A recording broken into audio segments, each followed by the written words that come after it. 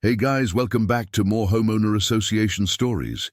In this video, an entitled HOA emergency response team demanded access to my private water reservoir during a drought. Even though I'm not part of their association, they were threatening legal action until police confirmed it was my property. Let's dive right into the video.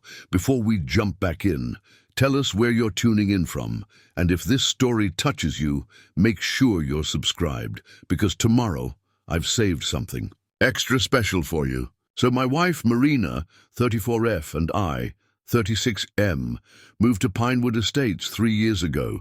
It's one of those planned communities with cookie-cutter houses and strict rules about everything from mailbox colors to lawn ornaments.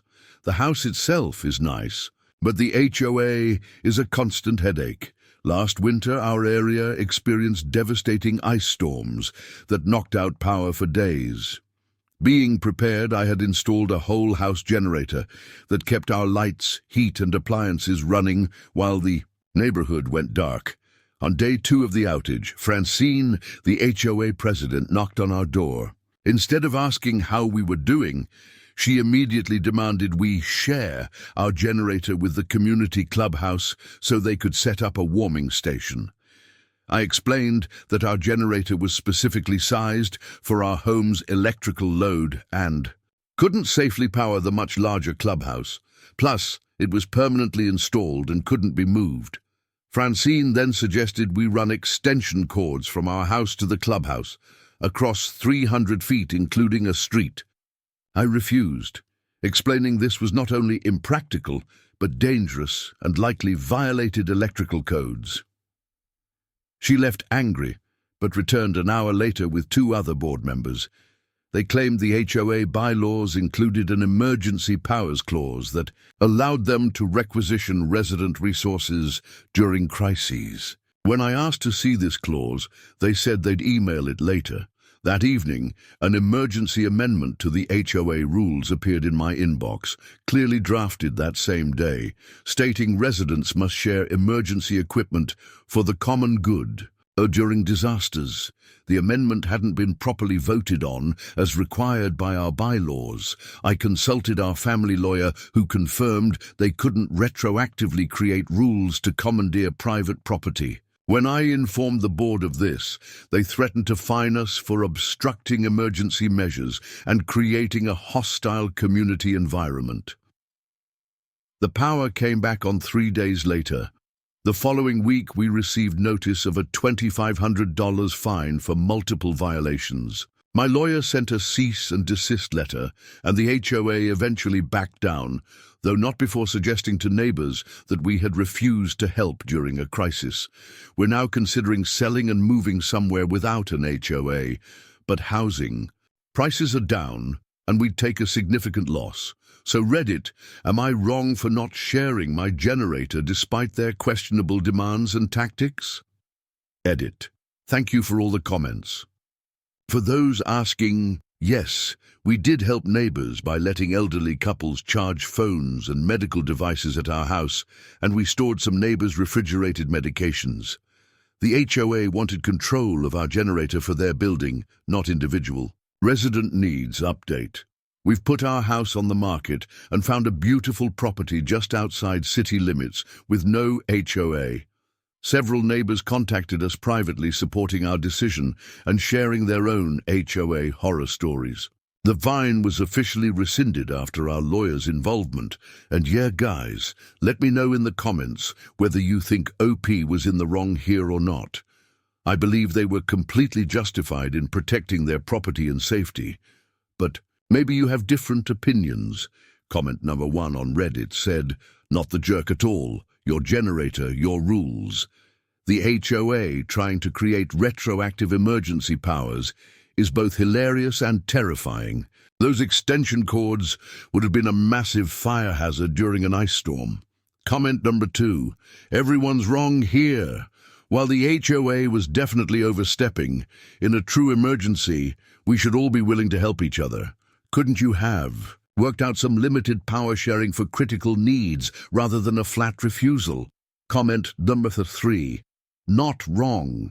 HOA president is power tripping. If emergency preparedness was so important to them, the HOA should have invested in their own generator for the clubhouse instead of trying to commandeer yours. I bet those board members wanted the clubhouse powered so they could personally be comfortable. Comment number 4. You're technically right, but morally questionable. During disasters, communities need to come together. Yes, the HOA handled it terribly, but was there no compromise possible? Maybe letting a few vulnerable residents stay at your house temporarily? Comment number 5. Absolutely not wrong. Former electrician here, running extension cords the distance is incredibly dangerous and against all safety codes. Your generator is sized for your house. Overloading it could damage both the generator and your home's electrical system. The HOA was asking you to risk fire or electrocution. The next story comes from a reader who had an issue with their HOA trying to dictate what they could do with a small pond on their property. Let's call this 1. HOA tries to fine me for unauthorized water feature that predates their existence. I purchased my home in Meadowbrook Commons 7 years ago, attracted by the large backyard that includes a charming natural pond about 30 feet in diameter. The previous owner had maintained it beautifully, with native plants and even a few koi fish that I've continued to care for. For the first 5 years, there wasn't an HOA in our neighborhood. Then, a developer bought several vacant lots nearby and built new homes. As part of their marketing strategy, they established an HOA and began pressuring existing homeowners to join, promising increased property values and neighborhood cohesiveness. About half the neighborhood eventually signed on, mostly newer residents. I declined to join, as did several other long-time homeowners. We didn't see the benefit of paying monthly fees just to have someone tell us what colors we could paint. Our houses, then came the letter. Dear resident, it has come to our attention that you have installed an unauthorized water feature on your property. According to Meadowbrook Commons, HOA Regulation Section 8.3, all water features must be approved by the Architectural Review Committee prior to installation. You are hereby notified of a violation and assessed a fine of $100 per day until the feature is removed or proper authorization is obtained. I was baffled. First, I wasn't even a member of their HOA. Second, the pond had existed for at least 20 years, long before their organization came into being. I called the number on the letterhead and spoke with Deborah, the HOA manager. There must be a mistake, I explained.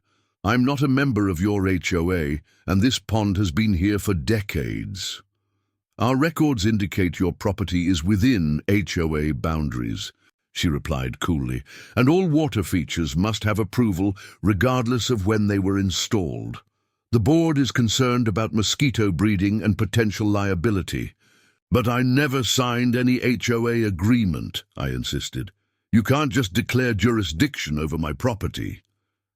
The developer included your parcel in the HOA master plan filed with the county, she said. You'll need to either remove the pond or submit a retroactive application with a $350 processing fee. I was stunned, but decided to do some research before responding further. I pulled my property deed and purchase documents, confirming there was no HOA mentioned anywhere. I also found the original property survey clearly showing the pond as an existing feature. Next, I contacted the county recorder's office to see what master plan Deborah was referring to. A helpful clerk confirmed that while the developer had indeed filed HOA documentation, the boundaries only included the newly developed properties and those whose owners had voluntarily joined. My property was not among them. Preparing and narrating. This story took us a lot of time, so if you are enjoying it, subscribe to our channel. It means a lot to us. Now back to the story. Armed with this information, I wrote a detailed response to the HOA, including copies of my deed, the original, survey showing the pond, and confirmation from the county that my property was not part of their jurisdiction. I sent it certified mail so they couldn't claim they hadn't received it. A week passed with no response. Then another threatening letter arrived, now claiming the fine had increased to $700 and would continue to accrue. This time they added vague mentions of health department regulations and environmental concerns. At this point, I decided a more direct approach was needed. I contacted a lawyer who specialized in property disputes. After reviewing my documentation, she laughed and said this was unfortunately common with newer HOAs, trying to extend their reach beyond their legal boundaries. She drafted a formal cease and desist letter, citing the relevant state laws that protect property owners from unauthorized HOA claims and threatening legal action for harassment if they continued. 3 days after my lawyer's letter was delivered, I received a call from someone identifying himself as Richard, the HOA board president. His tone was completely different from Deborah's. "There seems to have been a misunderstanding," he began, the forced friendliness evident in his voice. "We were working from an outdated property map provided by the developer. Of course, if you're not in the HOA, our regulations don't apply to your pond." I thanked him for the clarification, but couldn't resist asking, what about the fines that were supposedly accruing daily? "Oh, those are obviously voided," he said quickly. "We'll send written confirmation of that. But you know," he added, trying to salvage something from the conversation, "we'd still love to have you join the HOA. Your property would really benefit from our community standards." I politely declined and requested the written confirmation of the voided fines. It arrived the next day, along with a glossy brochure about the benefits of HOA membership and a special offer waiving the initiation fee if I joined within 30 days. That brochure went straight into the recycling bin, and I've had no further issues with them attempting to claim authority over my property. Several neighbors have since told me they received similar letters about various violations, despite not being HOA members. Most of them ignored the letters, but at least 2 actually paid fines before realizing they weren't legally obligated to do so. The lesson I learned: always know your property rights, keep good records, and don't assume that official-looking letters actually have any legal authority behind them. Oh, and my pond is still thriving, with beautiful water lilies and happy koi fish that couldn't care less about HOA regulations. Update: 6 months later, the developer who created the HOA was fined by the state for misrepresentation in real estate documents after multiple homeowners filed complaints. Turns out they had been systematically trying to incorporate properties into their HOA without legal right to do so.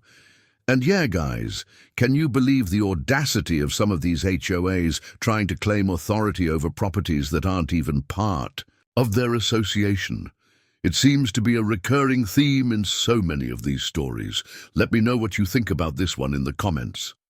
Comment number 1 said, "The fact that 2 neighbors actually paid fines for an HOA they weren't part of is absolutely wild to me. This is why it's so important to know your property rights." Comment number 2, "Good on you for standing your ground and getting a lawyer involved. Too many people just roll over when confronted with official-looking paperwork." Comment number 3, "I used to work in real estate, and this happens way more often than people realize. New HOAs often try to absorb adjacent properties because more members, more money in fees. Always check your deed and county records." Now let's continue to our next story before getting to the main event. This one's titled, "HOA Fined Me For Having an Unauthorized Vehicle in My Driveway. It was an ambulance for my mother." I've lived in Willow Creek Estates for nearly 8 years now. It's one of those upscale neighborhoods with manicured lawns and strict rules about everything. For the most part, I've managed to stay under the radar of our overzealous HOA board, led by President Victor Mercer, a retired corporate lawyer who seems to have nothing better to do than patrol the neighborhood looking for violations. My mother, who is 78 and has several health conditions, including congestive heart failure, moved in with me last year after my father passed away. Her health has been declining steadily, and she now requires regular treatments that sometimes need to be administered by medical professionals. Last month, she had a particularly bad episode, and I had to call an ambulance. The paramedics arrived, quickly stabilized her, and needed to administer some treatments on site before determining whether she needed to be transported to the hospital. The ambulance was parked in my driveway for about 2 hours while they worked. 3 days later, I received a violation notice from the HOA citing me for having an unauthorized commercial vehicle parked in my driveway, with a fine of $250. Apparently, someone, I strongly suspect Victor, had taken photos of the ambulance and reported it. I was stunned. This wasn't some work truck or RV that I was storing against regulations. It was an emergency medical vehicle. Responding to a legitimate health crisis, I immediately called the HOA office and explained the situation to the administrative assistant, who seemed embarrassed and said she would bring it to the board's attention. A week later, I received another letter, this time from Victor himself. It stated that while they sympathize with my family's health challenges, the HOA rules regarding vehicles were clear and without exceptions. The letter went on to cite Section 7.3 of the covenants. No commercial vehicles, recreational vehicles, boats or non-operational vehicles may be parked or stored on any lot or in the street in view of other lots. The letter explained that an ambulance clearly qualifies as a commercial vehicle, and therefore the fine would stand. Furthermore, it generously offered to waive any future fines if I could ensure that any further medical emergencies would utilize vehicles that comply with community standards. I was beyond furious. How exactly was I supposed to tell emergency medical services which vehicles they could bring to help my dying mother? Was I supposed to request a non-commercial, HOA-approved ambulance? I decided to address this at the next board meeting. When my turn came to speak, I explained the situation calmly, showed photos of my mother in the ambulance receiving treatment, and read aloud the section of our state's Emergency Services Act that prohibits interfering with emergency medical response. Victor interrupted me repeatedly, insisting that rules are rules, and suggesting that perhaps I should make other arrangements for my mother if her condition required frequent emergency. Responses that would disrupt the aesthetic harmony of our community. Several of my neighbors in attendance were visibly uncomfortable with his comments, and one, Dr. Jenkins, a retired physician, stood up to support me, stating unequivocally that emergency medical services should never be impeded or discouraged by HOA regulations. Despite this support, the board voted 3-2 to uphold the fine, with Victor and his two closest allies outvoting the more reasonable members. As I left the meeting, several neighbors approached me privately to express their disgust with the decision and offered to help me appeal. One of them, Barbara, who served on the board previously, suggested I look carefully at the exact wording of the covenant regarding vehicles. She pointed out that emergency vehicles responding to actual emergencies might be exempt under both state law and the HOA's own governing documents. I spent that evening going through our HOA covenant line by line and discovered that in the definitions section, commercial vehicles were defined as vehicles used primarily for commercial enterprises and displaying commercial signage. There was a specific exemption for temporary service vehicles responding to residential needs. Armed with this information, I wrote a formal appeal, citing the exact language from our covenants and including a letter from my mother's doctor explaining her condition and the medical necessity of emergency response. I also included a statement from the ambulance company confirming they were responding to a legitimate medical emergency. I sent copies to every board member individually, as well as to the HOA's attorney, whose contact information I found in our annual financial disclosure. 3 days later, I received a call from the HOA's attorney. He informed me that after reviewing my appeal, he had advised the board that their interpretation of the covenant was incorrect, and that emergency vehicles were indeed exempt. He apologized for the distress caused and assured me the fine would be rescinded immediately. The next day, I received a terse letter from the HOA office acknowledging the fine had been rescinded upon review, but offering no apology. Victor hasn't made eye contact with me since, but I've noticed several neighbors being much friendlier, often stopping to ask how my mother is doing. The silver lining to this ridiculous situation is that it has brought my neighbors and me closer, together, united against the unreasonable enforcement of rules that should never apply to medical emergencies. Several residents have since approached me about running for the board in the next election to challenge Victor's leadership. Update: my mother's health has stabilized somewhat, but we've had 2 more instances where ambulances needed to come to our home. No further fines have been issued, and I've decided to run for the HOA board when elections happen next month, with surprising support from many neighbors who were previously uninvolved in community governance. And yeah, guys, what? A disgusting abuse of power, right? Using HOA rules to punish someone for getting emergency medical help for their elderly mother. I'm glad the neighbors came together to support this person against such heartless enforcement. Comment number 1.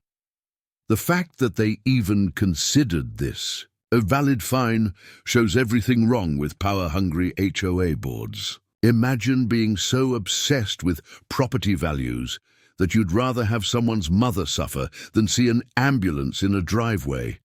Comment number 2.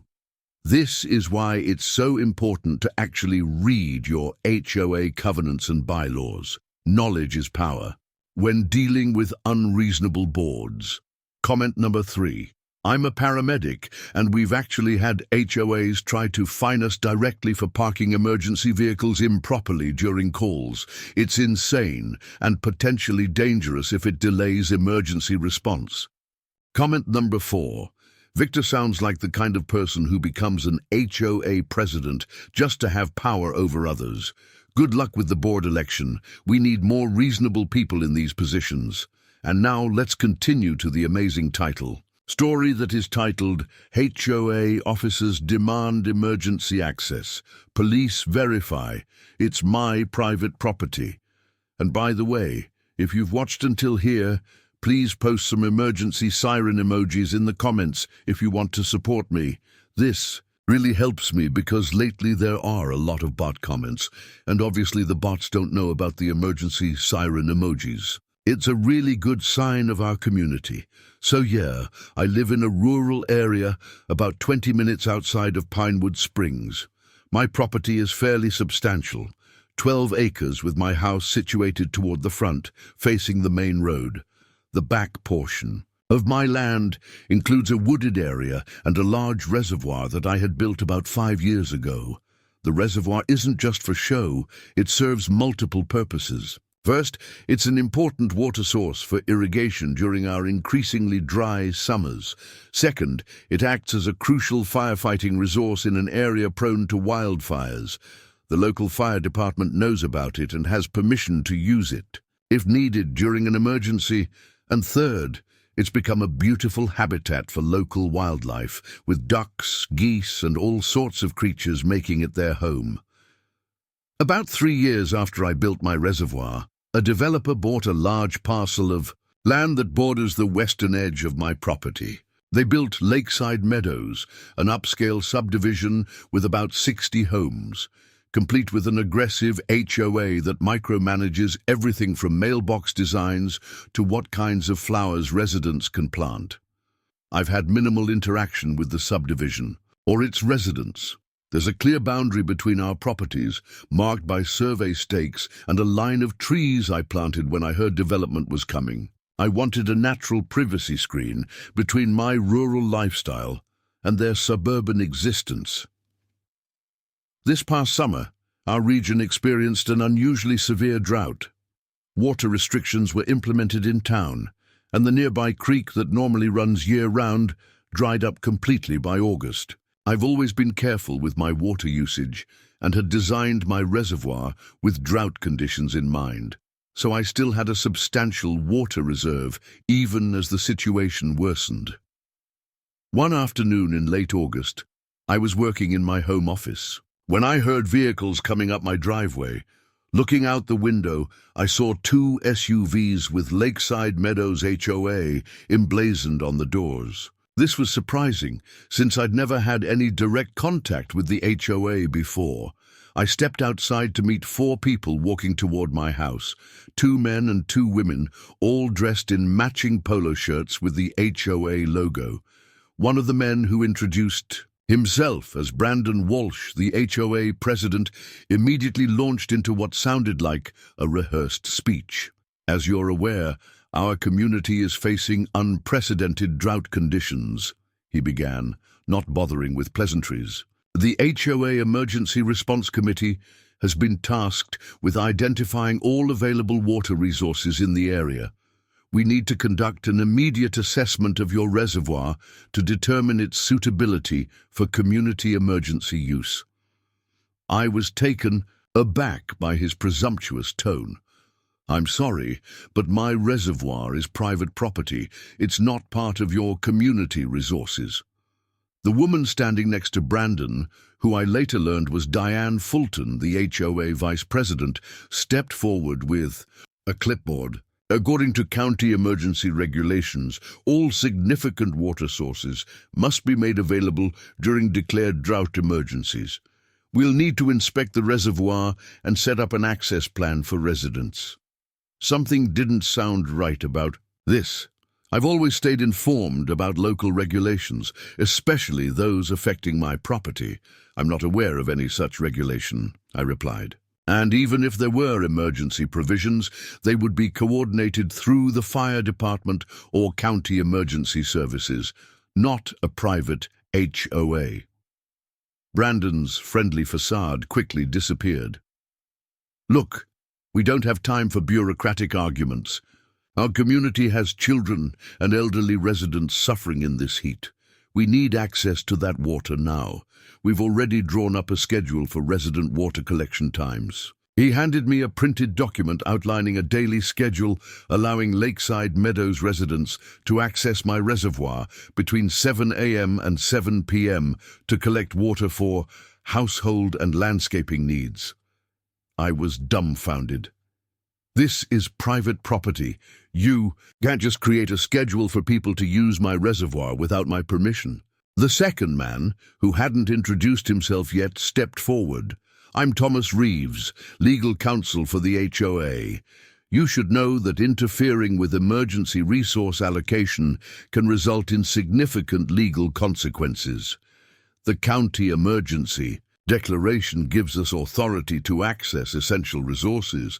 At this point, I realized they were either misinformed or deliberately lying. I've worked closely with local officials on water management issues and knew there was no such provision giving HOAs authority over private water sources. I'll need to verify this with the county, I said firmly. Until then, my property remains private and not accessible to your residents. Diane's expression hardened. We anticipated your resistance. That's why we've already scheduled an emergency community meeting tonight to discuss next steps, which may include legal action. The drought is affecting everyone, and your selfishness is putting our community at risk. This conversation is over, I said, turning to walk back to my house. Please leave my property now. As they reluctantly returned to their vehicles, Brandon called out, "We'll be back with proper authorization. This isn't over."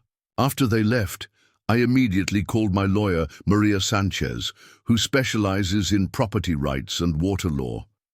I explained the situation and forwarded her the schedule they had tried to give me. "This is absolutely ridiculous," Maria said, after reviewing the document.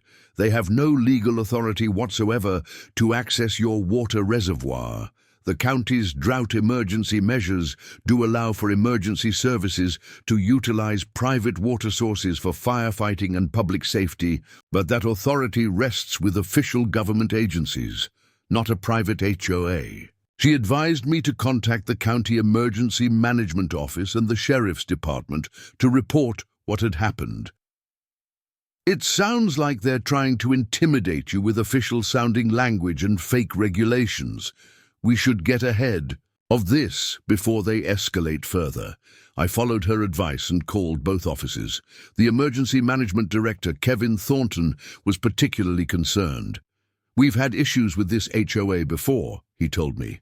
"They've repeatedly misrepresented their authority during emergency situations.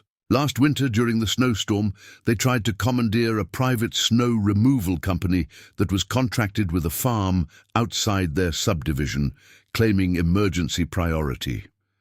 Kevin assured me that no HOA had been granted any special powers during the drought and offered to send me the actual emergency declaration so I could see for myself. He also promised to contact the HOA directly to remind them of the limits of their authority.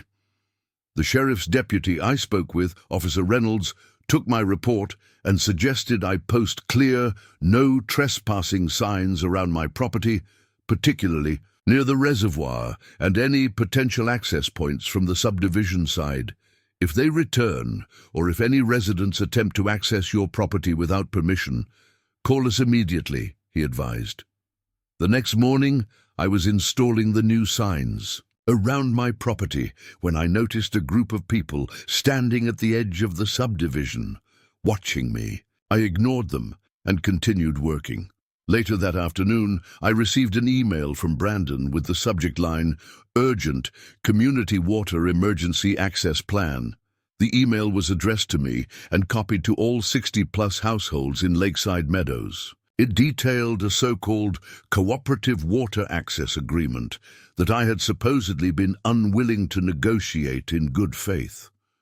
It painted me as selfish and uncooperative during a community crisis. The email encouraged residents to attend an emergency HOA meeting that evening, where they would discuss legal options to secure emergency water access rights.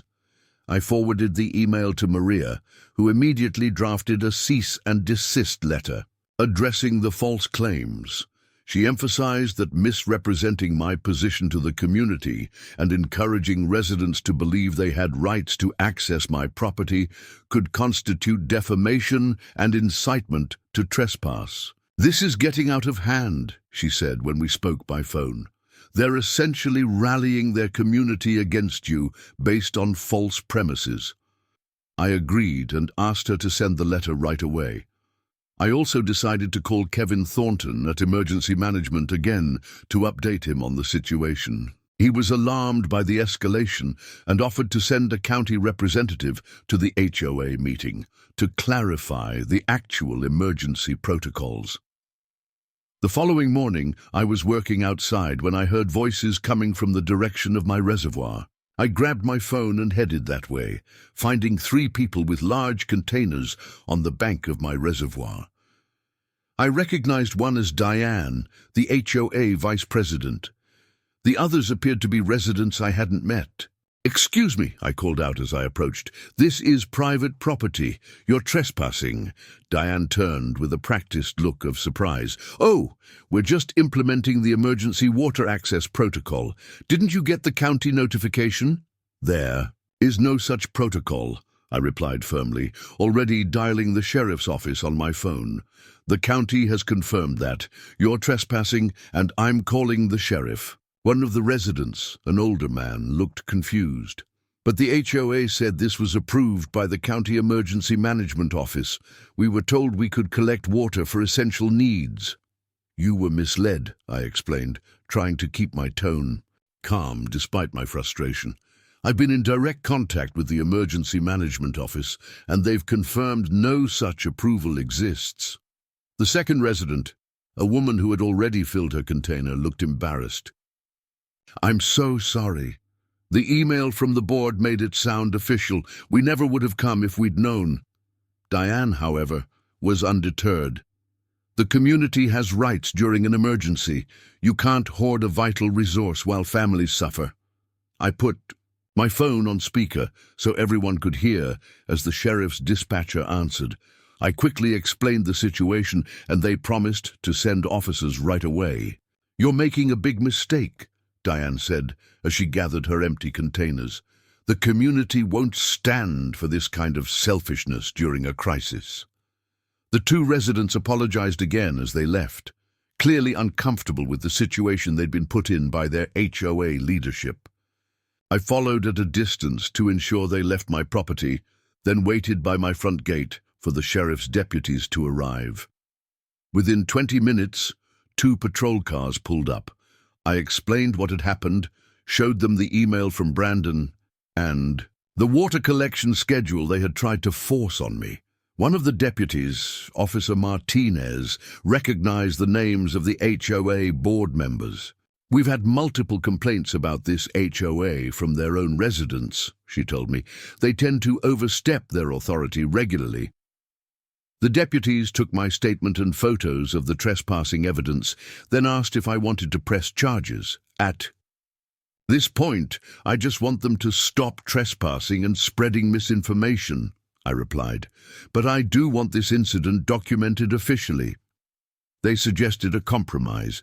They would go to the HOA offices to issue a formal warning and clarify the legal boundaries, but hold off on criminal trespassing charges unless the situation continued. I agreed this was a reasonable approach. As the deputies were preparing to leave, another vehicle appeared at my gate, a county emergency management SUV. Kevin Thornton had come personally to assess the situation. After speaking with the deputies and looking at my reservoir, he had some useful suggestions. "I understand your frustration," he said, "but there is a legitimate drought emergency, even if the HOA is going about this completely wrong. Would you be open to a properly managed solution?" I explained to Kevin that I had never been opposed to helping during the emergency. I just objected to the HOA's aggressive and unauthorized approach. "I've actually been in contact with the fire department for years about using this reservoir. In emergencies," I told him, "I'm happy to work with official county agencies. I just don't want random people on my property whenever they feel like it, or an HOA dictating how my private resources are used." Kevin nodded understandingly. "That's completely reasonable. What if we set up a controlled access point where county workers could distribute water for essential household needs, not landscaping or swimming pools, on a scheduled basis? We could manage the process officially, with proper oversight and accountability." This sounded like a reasonable compromise. "I'd be open to that as long as it's properly supervised and doesn't involve giving the HOA any authority over my property." "Absolutely not," Kevin assured me. "They would have no role in this arrangement. This would be between you and the county emergency services." We discussed the logistics, and I agreed to allow a limited water distribution operation twice weekly, supervised by county personnel who would ensure proper use and maintain security of my property. Kevin promised to draw up a formal agreement that clearly protected my property rights while allowing for controlled emergency use. As Kevin and the deputies were leaving, Brandon's SUV pulled up to my gate. The deputies immediately intercepted him before he could enter my property. From where I stood, I could see an animated conversation taking place, with Brandon gesturing emphatically while the officers maintained their professional composure. Officer Martinez eventually walked back to where I was standing. "The HOA president is demanding to know why we're here and insists on speaking with you about resolving the water access issue. We've informed him that he's not authorized to enter your property and that any further attempts to do so could result in trespassing charges." "Thank you," I replied. "I have no interest in speaking with him right now." She nodded. We've also informed him that the County Emergency Management Director is handling the situation officially, and the HOA should direct any concerns through proper channels. Brandon eventually left, but not before I saw him taking photos of the county emergency vehicle on my property, likely to twist this into some narrative that would serve his purposes with the HOA residents. Later that evening, my doorbell camera alerted me to activity at my front gate. Reviewing the footage, I saw a different HOA board member posting something on my gate.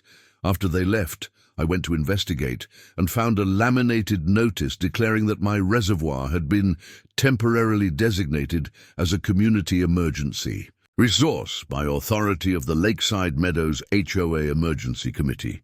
I immediately took photos of the notice, removed it, and called Officer Martinez to report this latest development. She promised to follow up and suggested I might want to install additional cameras around my property perimeter. The next morning, I received an unexpected call from a local reporter. "Hello, is this the owner of the property with the reservoir that's refusing to provide water during the drought emergency?" I was stunned by this characterization. "That's not accurate at all. Who gave you that information?" "We received a press release from the Lakeside Meadows HOA about a community water crisis being exacerbated by a neighboring property owner refusing emergency access to a substantial water source," she explained. "They're holding a press conference this afternoon about the situation." I took a deep breath, trying to contain my frustration. "I'd be happy to give you the actual facts before you run with their version of the story." I explained the situation, how the HOA had attempted to claim authority they didn't have, how county officials were now involved in creating a legitimate solution, and how the HOA was continuing to misrepresent the situation despite official intervention. The reporter seemed genuinely surprised. "This is quite different from what the press release suggested. Would you be willing to go on record with your side of the story?" I agreed, and also provided contact information for Kevin Thornton and Officer Martinez to corroborate my account. I then immediately called Maria to update her on this latest development. "They're escalating to media manipulation now," she said, sounding concerned. "We need to take more decisive legal action. This goes beyond simple trespassing. They're actively damaging your reputation in the community." She suggested we file for an emergency injunction prohibiting the HOA from making further false claims about my property or their right to access it. She also recommended we send a more strongly worded cease and desist letter specifically addressing the press release and upcoming press conference. I agreed to both measures. While Maria began preparing the legal documents, I called Kevin to inform him about the press conference. "This is getting ridiculous," he said with evident frustration. "I spoke with Brandon yesterday afternoon and explicitly told him that the county was handling the situation and that his HOA had no authority in this matter. I'll make sure to have a county representative at that press conference to set the record straight." By mid-afternoon, things took yet another turn. The reporter I'd spoken with called back to let me know she had contacted Brandon for comment on my side of the story. Apparently, he became agitated and ended the call abruptly. Shortly afterward, the HOA cancelled their press conference without explanation. Instead, Brandon sent an email blast to Lakeside Meadows residents announcing an emergency access agreement had been reached with county officials and that residents would receive instructions about authorized water collection procedures in the coming days. The email made no mention of their previous false claims or unauthorized entry onto my property. I forwarded this latest communication to Maria and Kevin, both of whom were troubled by the continued misrepresentation. The HOA was now trying to take credit for the county's intervention, potentially setting themselves up as the facilitators of the legitimate arrangement being developed between me and the Emergency Management Office. Kevin promised to send a clarification email to all Lakeside Meadows residents using the contact list from county tax records, explicitly stating that the arrangement was between my property and the county, with no HOA involvement. He also planned to emphasize that any previous communications from the HOA regarding access to my property had been unauthorized and inaccurate. That evening, as I was reviewing footage from my newly installed perimeter cameras, I noticed a group of 3 people walking along the property line between the subdivision and my land. They appeared to be examining the terrain and taking photos or videos with their phones. Though they didn't cross onto my property, their behavior was concerning enough that I saved the footage and made a note to mention it to Officer Martinez during our scheduled follow-up call the next day. The following morning, I woke up early to find several emails from Lakeside Meadows residents in my inbox. They had apparently received Kevin's clarification email and were reaching out to apologize for their HOA's behavior and to thank me for working with the county on a legitimate water distribution plan. Several mentioned they had been misled by the board's communications and were disturbed to learn the truth. One email particularly caught my attention, from a resident named Eleanor Jenkins, who identified herself as a former board member who had resigned 6 months earlier. I left the board because of Brandon and Diane's increasingly authoritarian approach, she wrote. They've been consolidating power by rewriting bylaws, holding emergency meetings with minimal notice, and intimidating anyone who questions their decisions. Several of us who opposed their methods were systematically pushed out.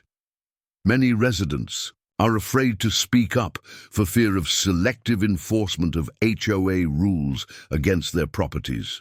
Eleanor asked if I would be willing to meet with her and a few other concerned residents who wanted to address the board's behavior. I agreed and suggested we meet at a local coffee shop rather than my property, still wary of providing any ammunition for Brandon to twist into claims of conspiracy with residents. Later that morning, Officer Martinez called as promised. I updated her on the press conference cancellation and the suspicious activity along my property line. She recommended continuing to document everything, but was glad to hear the situation hadn't escalated further. We spoke with Brandon yesterday, she told me. He was issued a formal warning about trespassing and making false claims of authority. He tried to argue that he was acting within HOA emergency protocols, but when we asked to see documentation of these protocols, he couldn't provide anything substantive. I mentioned that Kevin was setting up the official water distribution program and that county workers would be on my property the following day to establish the controlled access point. Officer Martinez offered to have a deputy present during the initial setup to ensure there were no disruptions from the HOA. Around noon, Maria called with an update on our legal actions. The judge has granted our emergency injunction, she reported. The HOA and its representatives are now legally prohibited from making any public claims about having rights to your property or its resources, and from entering your property without explicit permission. She explained that she would arrange for formal service of the court order to the HOA office and to Brandon and Diane personally that afternoon. Once they're served, any violation would constitute contempt of court, which carries significant penalties. This was welcome news, but I couldn't help feeling the situation was far from resolved. Brandon didn't strike me as someone who would easily back down or admit defeat. That afternoon, I met with Eleanor and 4 other Lakeside Meadows residents at Grove Street Coffee. They shared disturbing stories about the HOA's increasingly aggressive tactics under Brandon's leadership. It started small, said Michael, a retired school principal. Selective enforcement of rules, approving exceptions for board members' projects, while denying similar requests from others. But in the past year, it's escalated dramatically. They explained how Brandon had orchestrated changes to the HOA bylaws during the pandemic when in-person meetings were suspended. The new rules expanded emergency powers and reduced the voting threshold needed for certain board actions. The drought has given them the perfect excuse to test the limits of these new powers, said Jennifer, another resident. Your reservoir is just the most visible example. They've also been entering backyards to inspect private wells and threatening fines for any unauthorized water storage, like rain barrels that weren't explicitly approved. They asked if I would be willing to attend their next HOA meeting as their guest to share my experience, along with the official county representatives.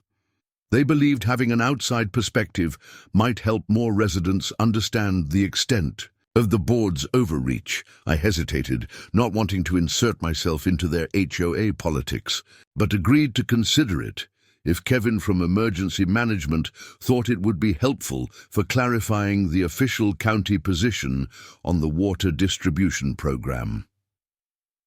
As we were finishing our conversation, my phone buzzed with a security alert from my property. The camera at the reservoir had detected movement. I excused myself and stepped outside to check the footage. What I saw made my blood boil. Brandon, Diane, and two men I didn't recognize were at my reservoir with what appeared to be some kind of pumping equipment. They were actively setting up at the water's edge. I immediately called 911 and reported the trespassing, emphasizing that these individuals had previously been warned by police and were now violating a court injunction. I then called Kevin to alert him to the situation. "I'm 10 minutes away," Kevin said. "I'll head there now. This is completely unacceptable. They have no authorization to remove water or place equipment on your property." I rushed back to my property, arriving just as two sheriff's vehicles pulled up to my gate. I quickly unlocked it to allow them access and led them toward the reservoir. As we approached, we could hear the sound of a gas-powered pump running. The deputies moved quickly, identifying themselves and ordering the group to shut down their equipment. Brandon appeared startled by the rapid response, but quickly recovered his composure. "We're implementing the county-approved water distribution plan," he claimed confidently. "We've been authorized by Emergency Management to set up this temporary pumping station." One of the deputies, whom I recognized from their previous visit, wasn't buying it. "Do you have documentation of this authorization?" Brandon gestured vaguely. "It's all been arranged with the county. You can call Kevin Thornton to confirm." "That won't be necessary," came Kevin's voice as he approached from behind us. "I'm right here, and I can confirm that no such authorization was given to you or your HOA." The looks on Brandon and Diane's faces would have been comical under different circumstances. The two men with them, who I now realized were wearing shirts with a landscaping company logo, looked confused and uncomfortable. Kevin continued, his voice carrying the full authority of his position.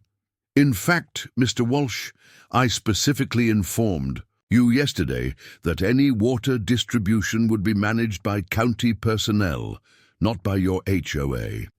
You were explicitly told not to enter this property or attempt to remove water without proper authorization." That evening, I received a call from Marina informing me that Brandon had contacted her office, claiming the court order had never been properly served.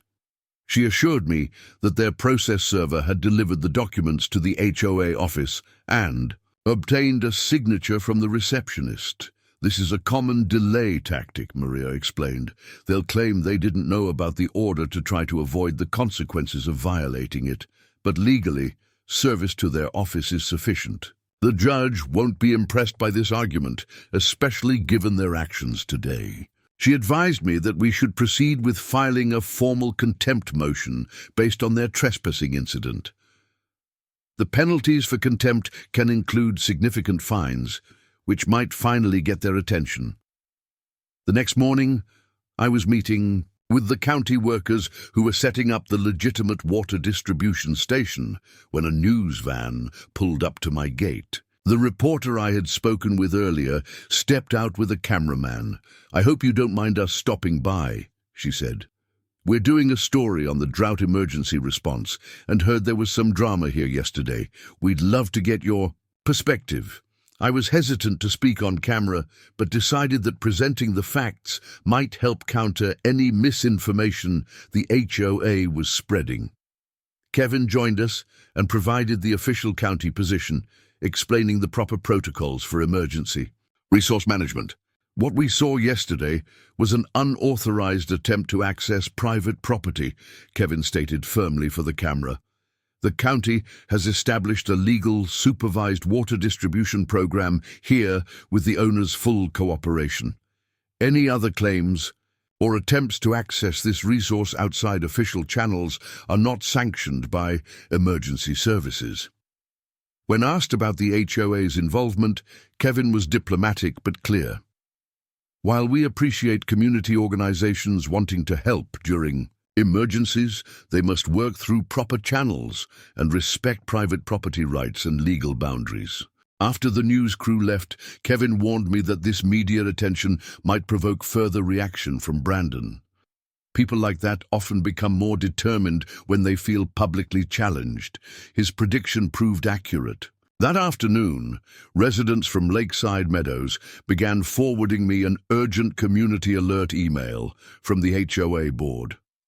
The message accused me of manipulating county officials and controlling access to vital resources for personal gain. It claimed the HOA had been working tirelessly to secure water access for residents, but was being obstructed by bureaucratic red tape and hostile neighboring interests. Most alarming was the announcement of an emergency community action meeting scheduled for that evening to organize a unified response to the water access crisis. I forwarded the email to Maria and Kevin, concerned that Brandon might be rallying residents for some kind of collective action against my property. Maria immediately began drafting an emergency motion seeking additional court protection, while Kevin promised to attend the HOA meeting as an official county representative. I'll make sure they understand the legal and practical realities, Kevin assured me, and I'll emphasize that the county is already providing the access they claim to be fighting for. That evening, while the HOA meeting was taking place, I noticed increased activity along the border between the subdivision and my property. My security cameras captured several small groups of residents walking along the edge, some pointing toward the reservoir. While none crossed onto my land, their presence was concerning enough that I called the sheriff's non-emergency line to report the suspicious activity. Around 9 p.m., Kevin called to brief me on the HOA meeting. It was quite the spectacle, he said, sounding exhausted. Brandon and Diane tried to whip everyone into a frenzy about water rights, but it backfired spectacularly.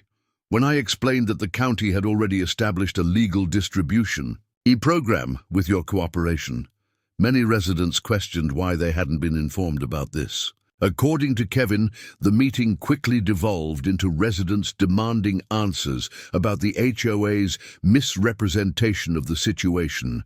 Several people, including Eleanor and the others I'd met with, stood up to question the board's actions and motives. The turning point came when one resident, a lawyer I believe, asked Brandon directly about the court injunction and the trespassing citations. Kevin continued. Brandon tried to dismiss it as a minor misunderstanding, but the resident had already obtained copies of the public records. When he read the police report aloud, describing Brandon and Diane setting up unauthorized pumping equipment on private property, the room erupted. Apparently, a motion was made to hold an emergency board recall vote, which Brandon tried to rule out of order. This led to even more controversy when several residents cited HOA bylaws allowing for emergency removal of board members in cases of misconduct. I left before the final outcome, Kevin said, but it was clear Brandon and Diane were losing control of the narrative and the meeting. Several residents approached me afterward to express their embarrassment over the HOA's actions and to thank you for working with the county despite the harassment. The next morning, Eleanor called to tell me the results of the meeting. The residents had successfully initiated a recall process for Brandon, Diane, and one other board member who had participated in the trespassing incident. A temporary committee was formed to manage HOA affairs until a formal election could be held in 2 weeks. "We've also voted to issue a formal apology to you," Eleanor said. "Many residents are horrified by how you've been treated, especially after learning you've actually been cooperating with the county all along." Later that day, a formal letter arrived from the Lakeside Meadows HOA Interim Management Committee, expressing sincere apologies for the unauthorized actions and false communications issued by the previous board. The letter acknowledged that I had been cooperating with official county emergency services and thanked me for allowing supervised water distribution during the drought crisis. While this was a positive development, Maria advised caution. "Don't let your guard down yet," she warned. "Brandon and Diane may be facing recall, but they haven't been removed yet. People facing loss of power can become unpredictable." Her concern proved warranted. That evening I received an email from Brandon's personal account rather than the official HOA address. His tone had changed completely from authoritative to seemingly conciliatory. "I believe there's been a significant misunderstanding between us," he wrote. "As fellow property owners in this area, we should be working together, not against each other. I'd like to meet privately to clear the air and discuss a mutually beneficial arrangement regarding water access that would satisfy both your concerns and our community's needs." I shared the email with Maria, who immediately advised against any private meeting. "This feels like a trap," she said. "He's likely looking for something to use against you or trying to get you to say something he can twist to his advantage." With the residents, I agreed with her assessment and politely declined Brandon's invitation, suggesting that any discussion should include county officials and legal representation for both sides. The next morning, the official county water distribution began at my reservoir. County workers set up a simple but efficient system, allowing residents to collect water in approved containers during specified hours. The process was orderly and well managed, with clear guidelines about permitted quantities and uses. I watched from a distance as residents from Lakeside Meadows and other nearby areas arrived at the designated times. Many expressed gratitude, and several Lakeside residents specifically apologized for their HOA's behavior. There was no sign of Brandon or Diane. By mid-afternoon, Kevin reported that the first day of distribution had gone smoothly, with about 40 households receiving emergency water supplies. The system was working exactly as intended, meeting genuine community needs while preserving my property rights and ensuring responsible resource management. "This is how emergency response is supposed to work," Kevin remarked. "Coordinated, official, and respectful of all parties involved." The next day brought an unexpected development. Eleanor called to inform me that Brandon and Diane had resigned from the HOA board, effective immediately. According to her sources, they had realized the recall vote would succeed and decided to leave voluntarily rather than face formal removal. The remaining board members have agreed to hold a special election next week, Eleanor explained. Several reform-minded residents are running, including myself. We're committed to rebuilding trust and ensuring the HOA operates within its proper scope. While this seemed like positive news, something about the timing made me uneasy. Brandon hadn't struck me as someone who would concede defeat so easily. That afternoon, my suspicions were confirmed when Maria called with alarming news. "We just received notice that Brandon has filed a personal lawsuit against you," she said. "Not as the HOA president, but as an individual property owner. He's claiming your reservoir is causing environmental damage to his property through underground seepage and wildlife disruption." I was stunned. That's completely fabricated.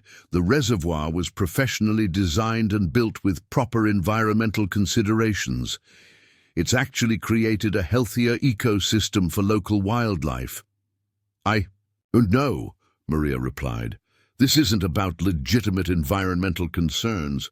It's about harassment and retaliation. The good news is, frivolous lawsuits like this rarely succeed.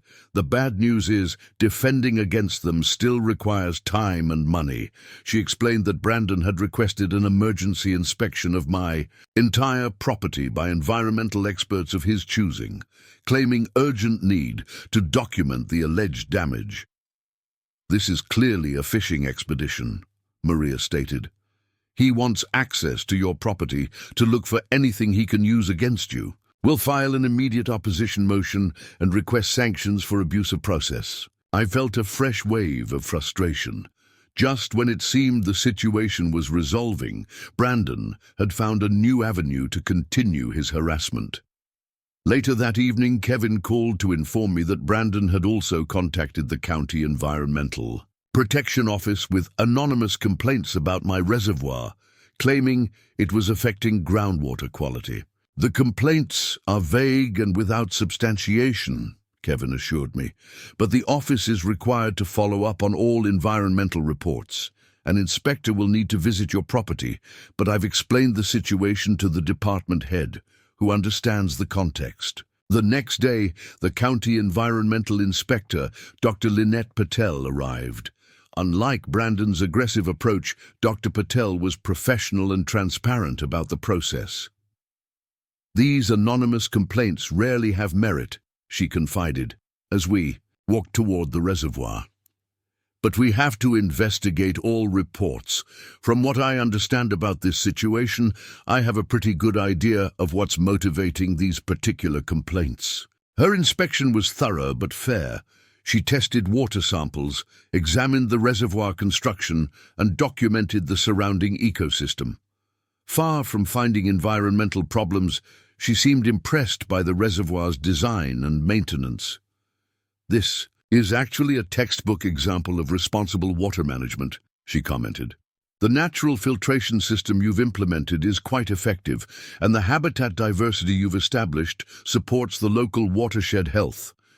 Before leaving, Dr. Patel provided me with a preliminary verbal assessment. I'll need to process these samples and complete my report, but I'm not seeing any evidence of environmental violations or concerns. In fact, during drought conditions, properly maintained private reservoirs like this can be valuable environmental assets, providing wildlife habitat when natural water sources dry up. 2 days later, Dr. Patel's official report arrived, conclusively, stating that my reservoir met or exceeded all environmental standards and showed no evidence of causing groundwater issues or other environmental harm. The report specifically noted the positive impact on local wildlife during drought conditions and commended the sustainable design features.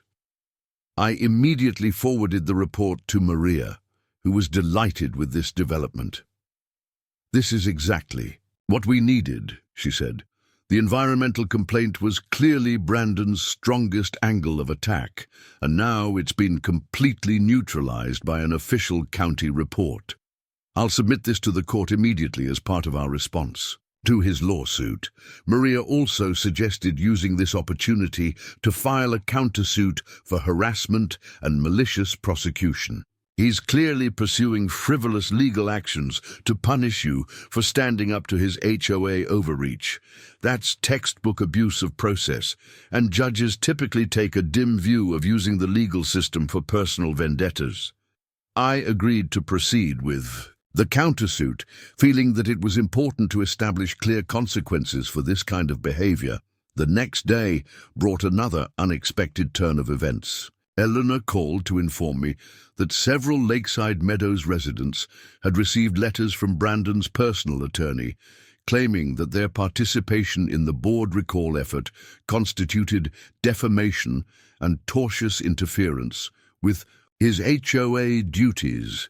The letters threatened individual lawsuits against residents who had spoken out at the emergency meeting. People are frightened, Eleanor explained. Many can't afford legal representation and they're worried about getting entangled in expensive litigation, even if the claims are baseless. I shared this information with Maria, who wasn't surprised by this new tactic. Classic intimidation strategy, she observed. He's trying to silence opposition through fear. The threats themselves probably don't have legal merit, but defending against even a frivolous lawsuit can be costly and stressful for individuals. She offered to speak with Eleanor and other concerned residents about their legal options, including the possibility of a joint defense strategy if Brandon actually filed these threatened lawsuits. That afternoon, the reporter I had spoken with previously contacted me again. She'd heard about Brandon's resignation and subsequent legal maneuvers and wanted my perspective for a follow-up story on drought tensions and property rights. After consulting with Maria, I agreed to a brief statement emphasizing my ongoing cooperation with official county emergency services and expressing disappointment that what should have been a straightforward community resource sharing arrangement had been unnecessarily complicated by unauthorized actions and misinformation. The reporter also mentioned that she'd been investigating Brandon's background and discovered he had a history of similar conflicts in his previous community, where he had also served on an HOA board before moving to Lakeside Meadows. Apparently, he had resigned from that position following multiple complaints about overreach and selective rule enforcement. This pattern of behavior confirmed my suspicion that Brandon's actions weren't just about water access, but about control and authority. The drought and emergency conditions had simply provided him with an opportunity to expand his perceived powers. The following week, the county water distribution program continued smoothly at my reservoir. The new interim HOA leadership had taken a completely different approach, providing residents with accurate information about the program and expressing gratitude for my cooperation rather than entitlement to my resources. Eleanor and 3 other reform candidates won the special HOA election by significant margins, replacing the entire board with new leadership committed to transparency and appropriate scope of authority. One of their first official acts was to pass a resolution formally apologizing for the previous board's actions and clarifying that the HOA had no authority over non-member properties. Meanwhile, Maria worked diligently on our legal response to Brandon's lawsuit and our countersuit. She assembled a compelling case documenting the pattern of harassment, false claims, and now legal intimidation that Brandon had engaged in over the past several weeks. The environmental report is particularly powerful evidence, Maria noted during our strategy discussion. It completely undermines his central claim and suggests he knew or should have known that his environmental allegations were false when he filed them. The court date for the initial hearing was set for the following month. In the meantime, Brandon seemed to have retreated from public view. His threatened lawsuits against individual HOA members never materialized, suggesting they may have been empty threats designed to intimidate rather than serious legal actions. As the drought continued, the county adjusted the water distribution, scheduled to twice weekly, which proved sufficient for essential household needs. The system continued to function well, with residents respecting the guidelines and expressing appreciation for the resource. During this period, I received an unexpected visitor, Thomas Reeves, the attorney who had accompanied Brandon during their first unauthorized visit to my property.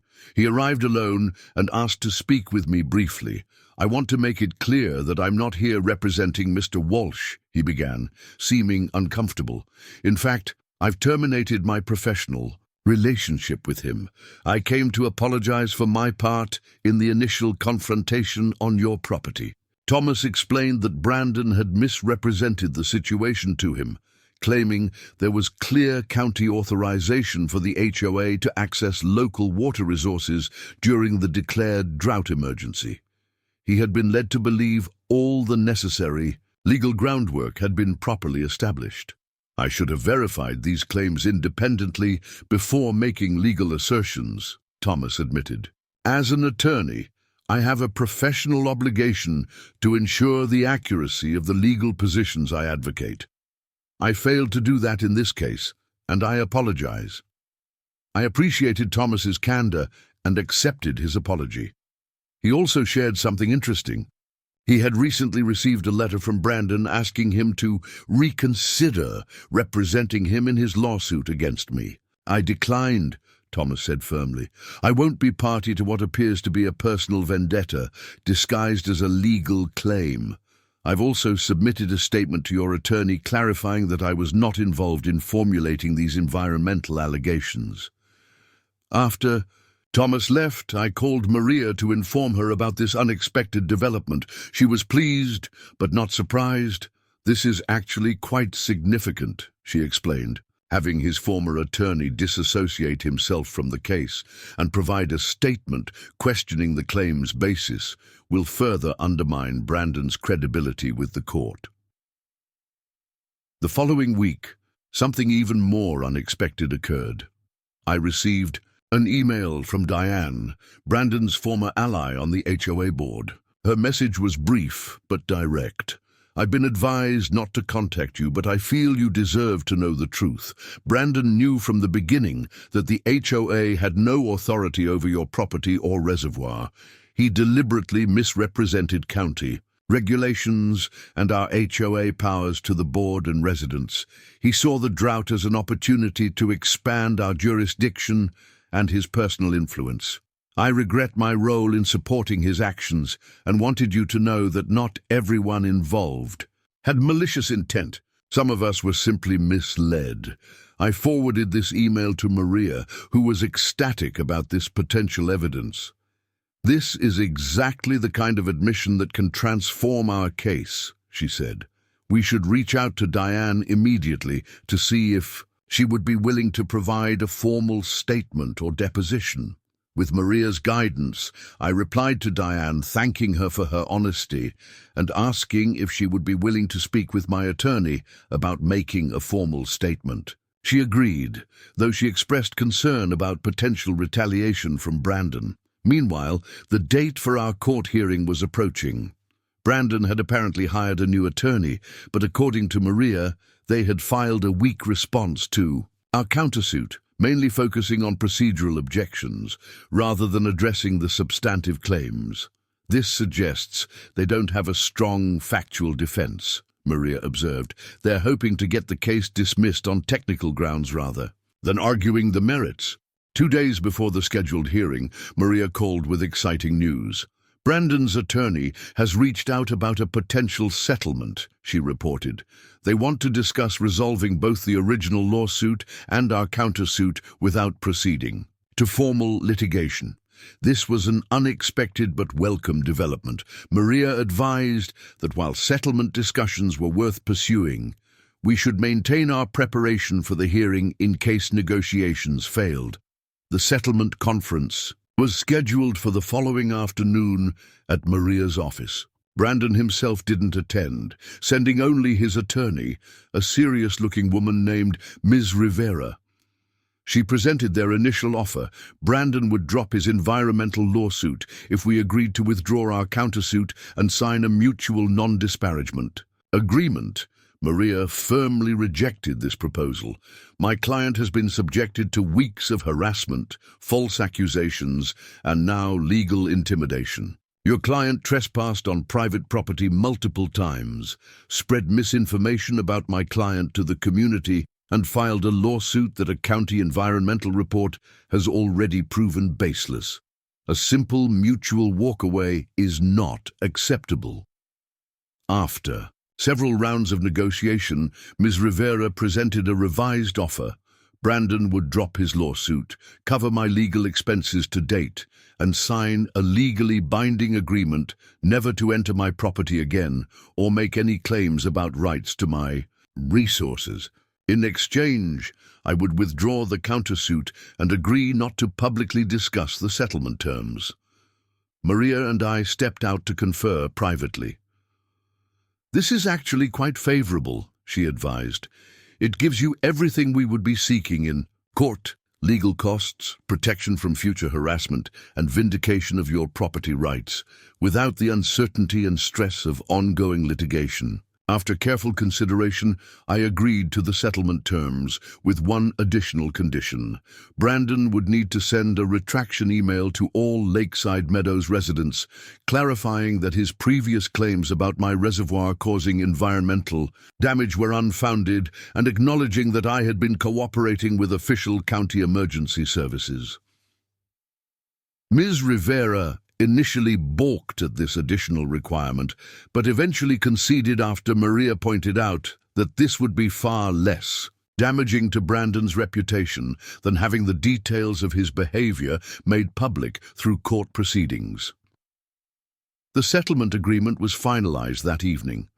True to the terms, Brandon sent the retraction email the following day, though his wording was carefully measured and lacked any explicit admission of wrongdoing. Still, it clearly stated that his environmental concerns had been addressed by county inspections that found no issues, and acknowledged my cooperation with official emergency services during the drought crisis.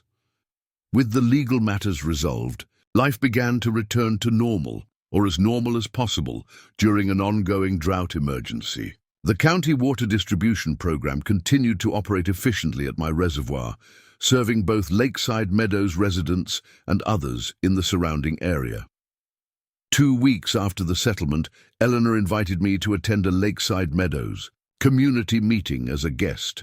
The new board wanted to formally thank me for my cooperation with the water distribution program despite the previous board's actions.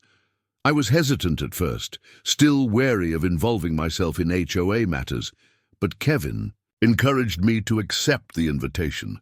It would be a good gesture of community reconciliation, he suggested, and it might help dispel any lingering misconceptions about your role in the water access situation. The meeting was held in the subdivision's clubhouse, a modest but well-maintained building near the entrance to the development. As I arrived, I was surprised by the friendly reception from residents, many of whom introduced themselves and expressed appreciation for the water program. Eleanor opened the meeting by addressing the elephant in the room, the previous board's unauthorized actions regarding my reservoir. She presented a clear, factual account of what had happened and how the new board was committed to rebuilding trust, both within the community and with neighboring property owners. "We want to officially recognize and thank our neighbor for working with county officials to provide emergency water access during this drought, despite the inappropriate approach taken by the previous board," Eleanor announced, gesturing toward me. "This is how communities should come together during crises, through proper channels, mutual respect and cooperation."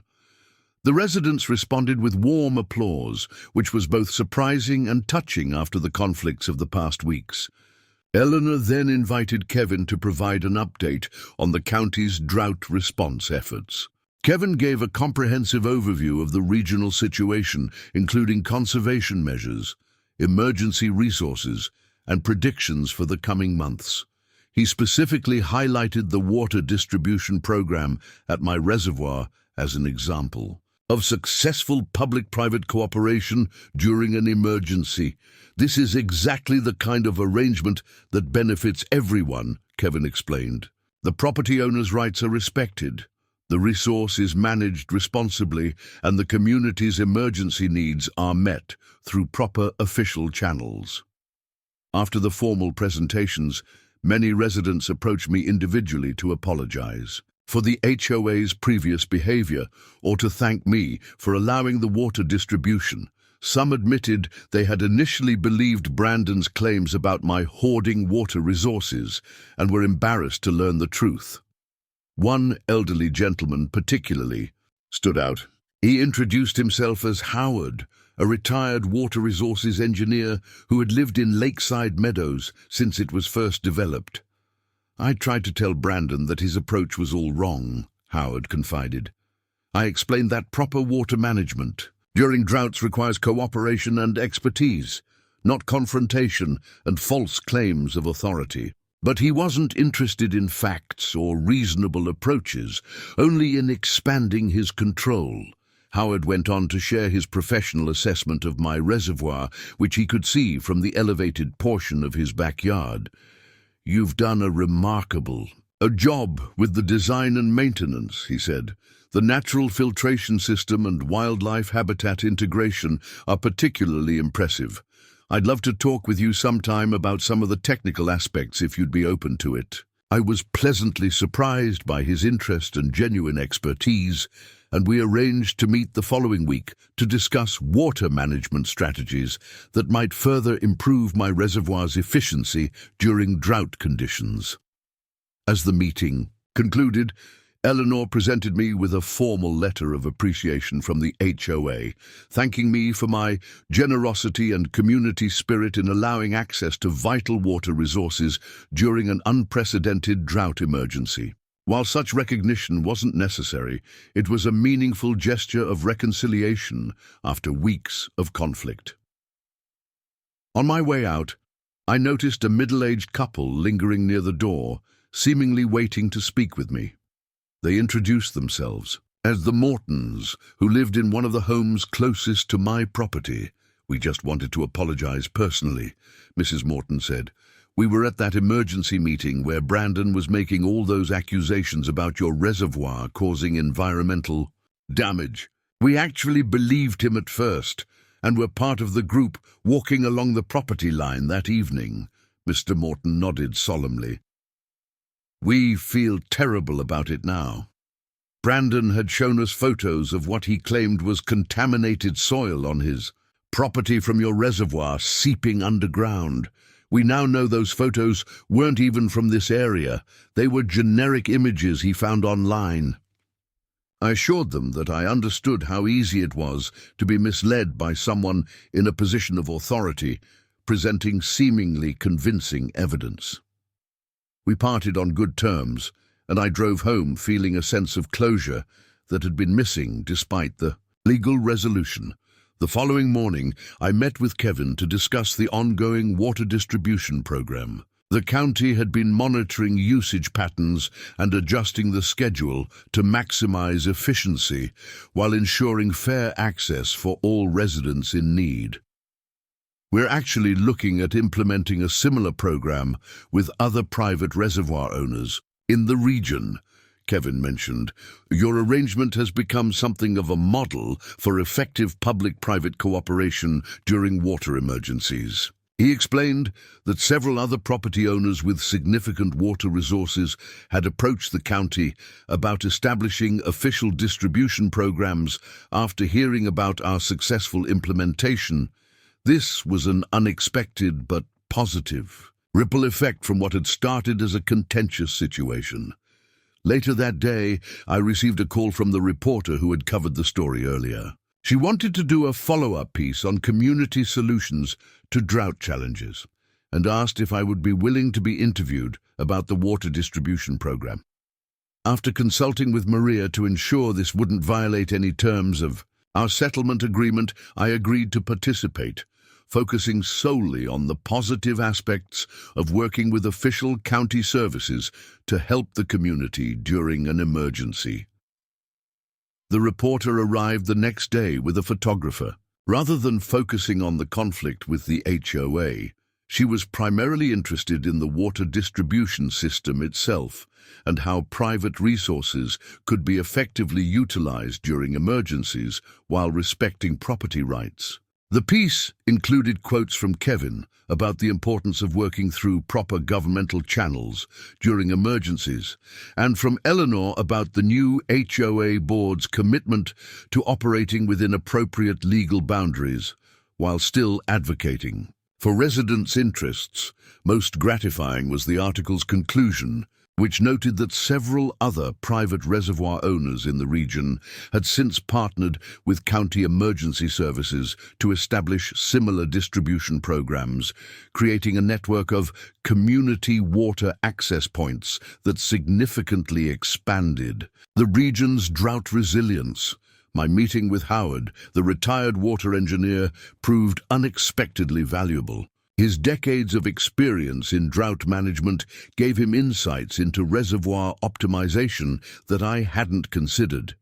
He suggested several minor modifications to my filtration system and water retention features that could improve efficiency without requiring major reconstruction. With climate change making droughts more frequent and severe, these kinds of adaptations will become increasingly important, Howard explained as we walked the perimeter of the reservoir.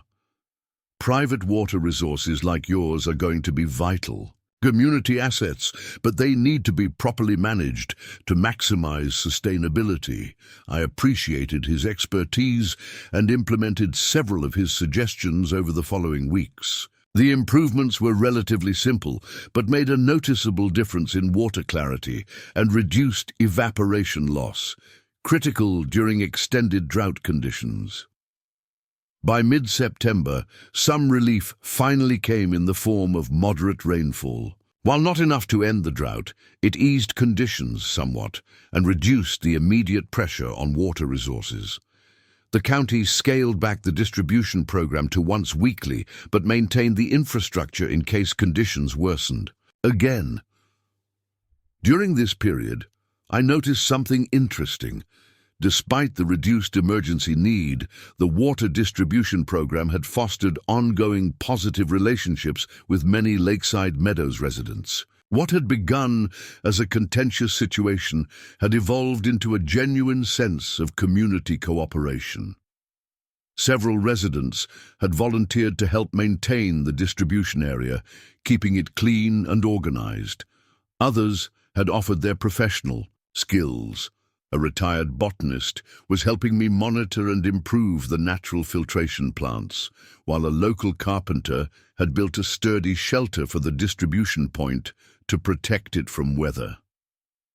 This spirit of cooperation extended beyond just the water situation. When a severe thunderstorm downed several large trees along the border between my property and the subdivision, residents from Lakeside Meadows joined me in clearing the debris, working together instead of arguing about whose responsibility it was. Eleanor commented on this change during one of her regular visits to check on the water program. "It's remarkable how differently things turned out from what Brandon intended," she observed. "He tried to use the water situation to divide and control, but instead, it's brought the community together and built bridges we never had before." In early October, I received a surprising letter from the County Commissioner's office. They were establishing a new drought preparedness committee to develop long-term strategies for managing future water emergencies, and wanted me to serve as a citizen representative based on my experience with the reservoir sharing program. "Your first-hand experience with both the challenges and opportunities of private-public resource cooperation would be invaluable to the committee," the letter stated. "Your perspective as a private property owner who successfully navigated the complex balance between individual rights and community needs represents an important voice in the planning process. After consideration, I accepted the appointment, seeing it as an opportunity to help shape policy that would protect both property rights and community welfare during future emergencies. The committee would include county officials, water management experts, environmental specialists, and community representatives working together to develop sustainable approaches to drought management. The first committee meeting was scheduled for late October, by which time the immediate drought emergency had further subsided thanks to seasonal rainfall. However, long-range forecasts suggested that drought conditions might return more severely the following year, making our preparedness work all the more important. As I prepared for this new role, I reflected on how dramatically the situation had evolved from that first confrontational encounter with Brandon and the HOA board. What had begun as an attempt to seize control of my property had ultimately led to a legitimate, beneficial program that strengthened community bonds and resilience while respecting legal boundaries. The Drought Preparedness Committee's first meeting was held at the County Administration Building, with about 20 members representing various stakeholders and expertise areas. The County Commissioner, Patricia Alvarez, opened the session by emphasizing the importance of developing proactive strategies rather than reactive responses. Last summer's drought caught us somewhat unprepared, Commissioner Alvarez admitted. We had emergency procedures in place, but hadn't fully considered how to effectively integrate private resources like reservoirs, wells, and water collection systems into our response plan. That's why experiences like the Lakeside Meadows Water Distribution Program are so valuable. They provide real-world models we can learn from. As the meeting progressed, I shared my perspective on what had made the water distribution program successful: clear boundaries, official oversight, respect for property rights, and transparent communication.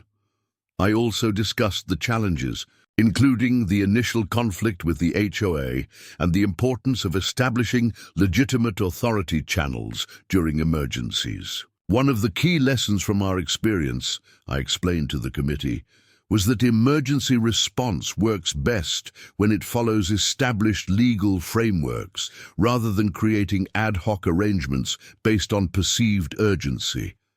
Property owners are generally willing to help their communities during crises, but that cooperation depends on respecting their rights and proper procedures.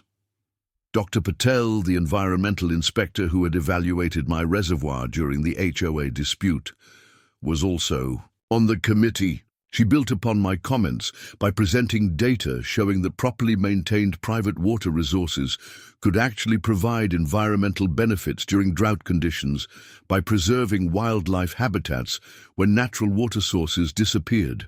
What we need is a systematic approach to identifying, assessing, and properly utilizing these private resources during emergencies, Dr. Patel suggested.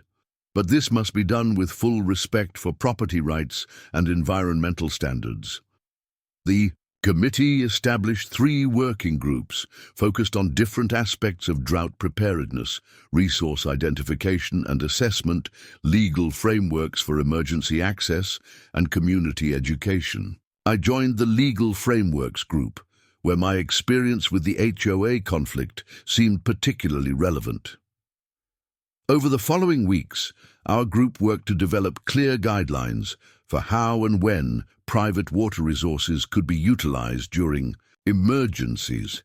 We consulted with property rights attorneys, emergency management specialists, and constitutional law experts to ensure our recommendations would balance community needs with individual rights. The key is creating frameworks before emergencies happen, explained Judge Martinez, a retired county judge who chaired our working group. When clear protocols exist and property owners understand both their rights and community responsibilities, conflicts like what you experienced become much less likely. By early November, we had drafted preliminary recommendations that included a voluntary registration program for private water resources that might be useful during emergencies, pre-established compensation structures for property owners who allowed emergency use of their resources. 3. Clear authority chains specifying which agencies could request or require resource access. 4. Legal protections for property owners against unauthorized access attempts. Community education materials explaining the proper channels. For emergency resource requests, these draft recommendations were well received by the full committee and would be refined over the coming months before presentation to the county commissioners for potential implementation. As winter approached and the immediate drought concerns subsided, the county began dismantling the water distribution infrastructure at my reservoir. Kevin arranged a small ceremony to mark the occasion and thank all involved in the program's success. This distribution point served over 200 households during the height of the drought, Kevin noted during his remarks. It's a testament to what can be accomplished when private citizens, government agencies, and communities work together through proper channels. The ceremony was attended by various county officials, several Lakeside Meadows residents, and even the reporter who had covered the story. It felt like an appropriate conclusion to what had been a challenging but ultimately rewarding experience. As the last of the equipment was being loaded onto county trucks, Eleanor approached me with an unexpected question.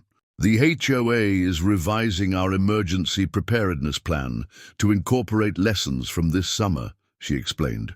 We'd like to include protocols for proper coordination with neighboring properties and official agencies during crises. Would you be willing to review our draft and provide feedback based on your experience? I was touched by this request, which represented a complete reversal from the confrontational approach the previous board had taken. I'd be happy to, I replied. That's exactly the kind of proactive planning that prevents conflicts during actual emergencies. Howard, who had been helping dismantle the water station, joined our conversation. We're also exploring building our own small community reservoir within the subdivision, he mentioned. Nothing as substantial as yours, but something that could provide supplemental emergency water and serve as a decorative feature during normal times. Would you be open to consulting on the design? These requests symbolized how completely the relationship between my property and Lakeside Meadows had transformed. What Brandon had tried to take by force and deception, the new leadership was now seeking through cooperation and mutual respect. In the weeks that followed, I worked with Howard and a small committee from Lakeside Meadows to develop preliminary plans for their community reservoir. My experience, both with construction and maintenance of my own reservoir and with the legal challenges we had faced, proved valuable in helping them create a design that would be both functional and legally sound. We want to make sure we do this right from the beginning, Howard emphasized during one of our planning sessions. Proper permits, environmental assessments, clear HOA authority parameters, everything documented and transparent, so there's no confusion later about how this resource can be used. Their proposed reservoir was modest compared to mine, about 1/4 the size and primarily designed as a community amenity with emergency water storage as a secondary function. But the careful attention to legal and environmental details reflected important lessons learned from our conflict. As December arrived, bringing much-needed winter precipitation to our region, I received an unexpected email from Thomas Reeves, the attorney who had initially accompanied Brandon during their first trespassing incident, but had later apologized for his role. I thought you might want to know that Brandon Walsh has moved away from Lakeside Meadows, Thomas wrote. He sold his house last month and reportedly relocated to another state. I believe this brings final closure to the unfortunate situation from last summer. When spring arrived, Dr. Patel's predictions proved unfortunately accurate. Rainfall remained well below normal levels, and by April, the county had already implemented initial water conservation measures in anticipation of another severe drought. The Drought Preparedness Committee reconvened to activate our emergency response plans earlier than expected. Thanks to our winter planning, the county now had a registry of available private water resources, including my reservoir and several others throughout the region. We're in a much better position than last year, Kevin noted during our emergency activation meeting. Instead of scrambling to find and negotiate access to water resources after a crisis is already underway, we have pre-established agreements with property owners and clear protocols for how these resources will be utilized. My reservoir was once again designated as an official distribution point, but this time the process was entirely different. I received formal documentation from the County Emergency Services Department requesting activation of our pre-signed agreement with clear specifications about access hours, water quantity limitations, and compensation for resource use. The county workers arrived as scheduled to set up the distribution station, now using an improved design developed during the winter planning sessions. The new system was more efficient and less intrusive on my property, with better traffic management and resource monitoring capabilities. Eleanor and the Lakeside Meadows HOA also handled things differently this time. Instead of making demands or spreading misinformation, they communicated accurately to residents about the official county program and the proper procedures for accessing water. We've included information about the water distribution in our community newsletter, Eleanor told me when she stopped by to check on the setup. We've emphasized that this is an official county program on private property, not an HOA initiative, and that all residents need to follow the established protocols and be respectful of access hours. This proactive, transparent communication made a tremendous difference in how the program operated. Residents arrived at their designated times, followed the guidelines conscientiously, and often expressed gratitude both to the county workers and to me when they saw me on the property. Howard proudly informed me that Lakeside Meadows' own small reservoir project was nearing completion. While not yet ready for this drought season, it would provide supplemental emergency water storage for future situations, reducing their community's dependence on external resources like my reservoir. Your guidance was invaluable in getting this project approved and properly designed, Howard said. We've even incorporated some of your natural filtration techniques on a smaller scale. The Environmental Office was quite impressed with the sustainability features. By June, the drought had intensified to levels comparable to the previous summer, but the emergency response was functioning much more smoothly. The network of official distribution points across the county, including my reservoir, was efficiently meeting essential needs while continuing to promote conservation. The county's Emergency Management Office asked me to participate in several public information sessions about the drought response, sharing my perspective as both a property owner and committee member. These events gave me an opportunity to emphasize the importance of working through proper channels during emergencies. Last year taught us that emergencies don't suspend property rights or legal processes, I explained during one community forum. But they do create opportunities for structured cooperation that benefits everyone when approached correctly. These presentations resonated with many private property owners who had been hesitant to register their resources due to concerns about losing control. Several approached me afterward to ask about the protections built into the county's new agreements, and subsequently added their properties to the Emergency Resource Registry. In late June, I received an unexpected letter from a law firm in another state representing Brandon Walsh. The letter requested that I cease making defamatory statements about him during public presentations about the drought response. I immediately forwarded the letter to Maria, who found it both concerning and somewhat amusing. "This is baseless intimidation," she assured me after reviewing the document. "First, our settlement agreement only prevented you from discussing the specific terms of the settlement, not the factual events that occurred.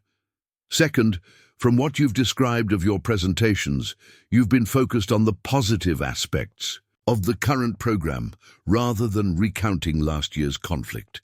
Maria drafted a firm response stating that I had not violated any terms of our agreement and that my public statements had focused on emergency management processes rather than individual actions. She also reminded Brandon's new attorney that any further harassment could trigger legal action based on the settlement terms he had signed.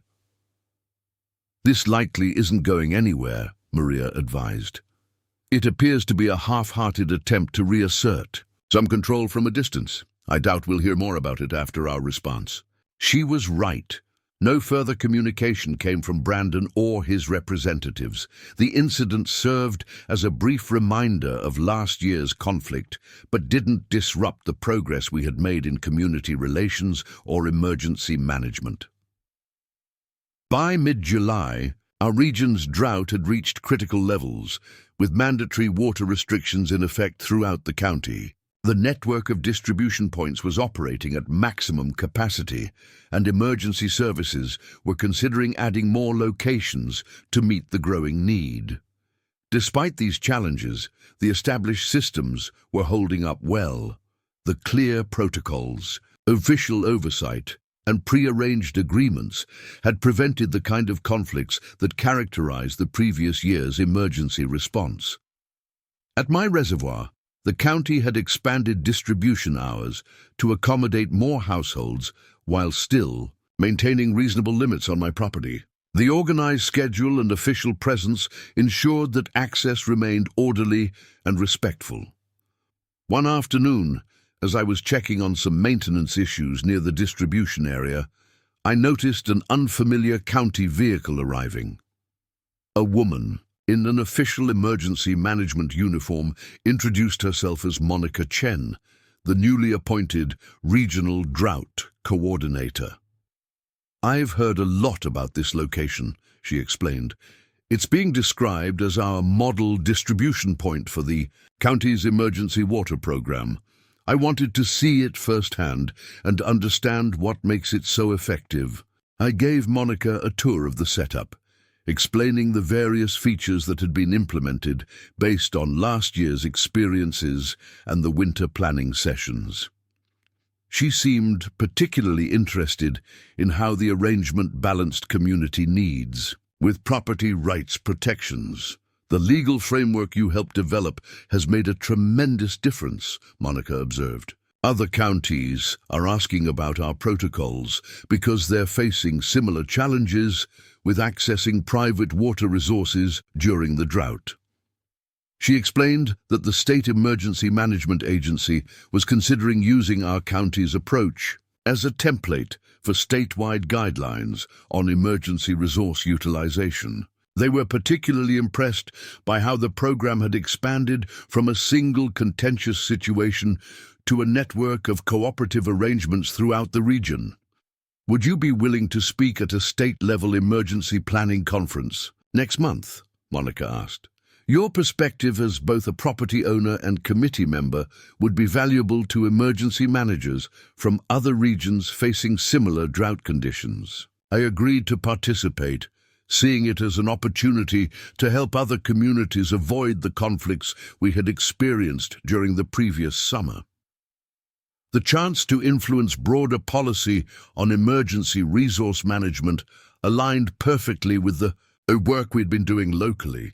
2 weeks later, Eleanor invited me to attend a special event at Lakeside Meadows, the official opening of their community reservoir.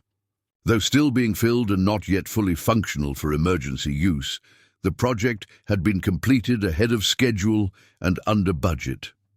The opening ceremony included a small gathering of residents and county officials, including Kevin and Dr. Patel. Howard proudly led tours, explaining the reservoir's features, from the decorative landscaping that disguised its practical purpose to the environmental safeguards that protected water quality. "We couldn't have done this without your guidance," Eleanor told me during the celebration. "Your willingness to share your experience and expertise after everything that happened last year says a lot about your character." What struck me most about the Lakeside Meadows Reservoir was how thoughtfully it had been designed to serve multiple community purposes. Beyond emergency water storage, it included a small park area, habitat features for local wildlife, and educational signage about water conservation and management. During the ceremony, the HOA unveiled a small plaque thanking those who had contributed to the project. I was surprised and touched to see my name included, along with a brief acknowledgement of my valuable technical guidance and commitment to community cooperation. This public recognition, in the very community where conflict had begun just a year earlier, felt like the completion of a remarkable circle. What had started with trespassing and false claims of authority had transformed into genuine collaboration and mutual respect. After the ceremony, several original Lakeside Meadows residents approached me to chat. Many had been present during the previous summer's confrontations, but now seemed genuinely appreciative of how things had evolved. "Brandon had us all convinced you were the villain in this story," one resident admitted. "He framed everything as you hoarding resources while the community suffered. It's amazing how differently things turned out once we got the actual facts." The State Emergency Planning Conference took place in early August at the Capitol. I presented alongside Kevin and Commissioner Alvarez, sharing our county's approach to utilizing private water resources during drought emergencies. My portion focused on the property owner's perspective, emphasizing that respect for rights and proper procedures actually increased cooperation rather than hindering emergency response. I shared how our structured agreements protected both parties' interests while serving the greater community need. When property owners know their rights will be respected and their resources properly managed, they're much more likely to participate willingly in emergency programs, I explained to the audience of emergency managers and policymakers. Attempting to circumvent property rights or proper channels ultimately creates conflict that inhibits effective emergency response. The presentation was well received, generating thoughtful questions about how to implement similar frameworks in other regions. Several county emergency directors requested copies of our agreements and protocols to adapt for their own communities. Following the conference, our county's approach received attention from several regional news outlets. The story was framed as an innovative solution to drought challenges, highlighting how structured cooperation between private property owners and government agencies could enhance community resilience during emergencies. This media coverage brought additional visitors to our distribution points, including state officials and emergency managers from neighboring counties interested in seeing our system firsthand. Kevin organized several informational tours, and I agreed to let my reservoir serve as a demonstration site for these visiting officials. "Your property has become something of a case study in emergency management," Kevin remarked during one such tour. "What began as a conflict has evolved into a model program that others want to replicate." By late August, rainfall finally began returning to the region, gradually easing the immediate drought emergency. The county scaled back distribution hours, but maintained the basic infrastructure in case conditions deteriorated again before the rainy season was fully established.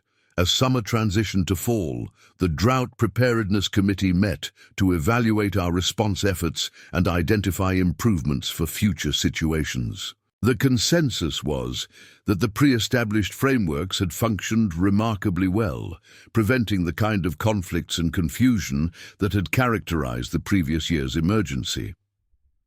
The registration program exceeded our expectations, Commissioner Alvarez noted during our review session. We initially hoped to enroll perhaps a dozen significant water resources throughout the county, but we ended with over 40 property owners participating. That expanded capacity was crucial during the peak drought months. Dr. Patel presented environmental impact assessments showing that our structured approach had minimized ecological damage while maximizing efficient use of available water. By establishing clear usage parameters and professional oversight, we prevented the kind of haphazard resource exploitation that often occurs during emergencies, she explained. The most gratifying aspect of the review from my perspective was Hearing how our proper channels approach had been received by community members, a survey of residents who had utilized the distribution points showed overwhelming appreciation for the organized, transparent system. The clear communication about who was managing the program, what the access rules were, and why certain limitations existed made a tremendous difference in public cooperation, the Emergency Communications Director reported. People understand and respect reasonable restrictions when they're explained properly and applied consistently. As the committee discussed recommendations for the coming year, there was strong support for expanding the property owner compensation program. While I and several other reservoir owners had been content with minimal reimbursement for water usage, the committee recognized that more substantial incentives might encourage additional private resource owners to participate. We should acknowledge that private water resources represent significant investments by property owners, Judge Martinez pointed out. Fair compensation for emergency use isn't just about covering direct costs. It's about recognizing the value these resources provide to the broader community during crises. The committee voted to recommend a tiered compensation structure for the following year, with rates based on water quality, quantity, and accessibility. This approach would better reflect the actual value provided while remaining fiscally responsible for the county. In October, Eleanor contacted me with news about developments at Lakeside Meadows. The HOA had adopted a comprehensive new emergency preparedness plan, incorporating many of the protocols and communication approaches we had developed. Through the county committee, we're focusing on clarity, transparency, and proper channels, Eleanor explained. The plan explicitly acknowledges the limits of HOA authority during emergencies and establishes procedures for working through official government agencies rather than attempting independent actions.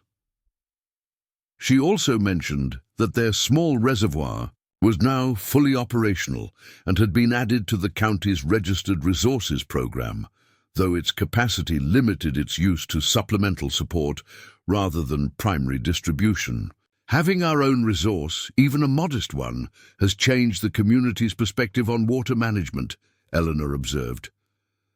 Residents are more engaged in conservation efforts and better understand both the value of water resources and the complexities of managing them properly.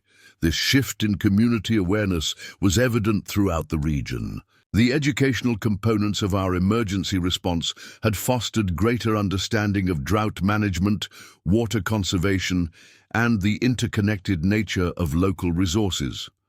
Many households had implemented additional water-saving measures and created their own small-scale storage systems to enhance resilience. In November, I received an unexpected invitation from the State Environmental Protection Agency to join a newly formed advisory council on drought resilience and private resource management. This volunteer position would involve quarterly meetings to provide guidance on state-level policies related to water resources during emergencies. Your experience bridges the gap between private ownership concerns and public emergency needs, the invitation letter stated. This perspective is valuable as we develop frameworks that respect property rights while enhancing community resilience during increasing drought conditions. After discussing the opportunity with Maria to ensure it wouldn't create any conflicts of interest with my local committee work, I accepted the position. This state-level involvement represented an opportunity to influence broader policy approaches and share the lessons we had learned through our local experiences. The State Advisory Council held its first meeting in December at the Capitol Building. The 15-member group included property owners like myself, environmental specialists, water rights attorneys, tribal representatives, and emergency management professionals from across the state. Our initial discussions focused on evaluating existing drought response frameworks and identifying opportunities for improvement. Many regions were still operating with outdated approaches that failed to effectively balance emergency needs with property rights considerations. The fundamental challenge we face, explained Council Chair Dr. Rodriguez, is developing systems that respect legal boundaries while facilitating necessary emergency access. The success of your county's program offers valuable insights into how this balance can be achieved. Over the following months, the Council worked to develop state guidelines that could be adapted to local conditions while maintaining core principles of proper authorization, clear communication, and fair compensation. Our recommendations would eventually be presented to the Governor's Office for potential implementation through executive action or legislative proposals. When I returned home from the second council meeting in February, I found an interesting letter waiting for me. It was from a property owner in a neighboring county who had a substantial reservoir similar to mine, but had been hesitant to participate in emergency programs due to concerns about losing control of his resource.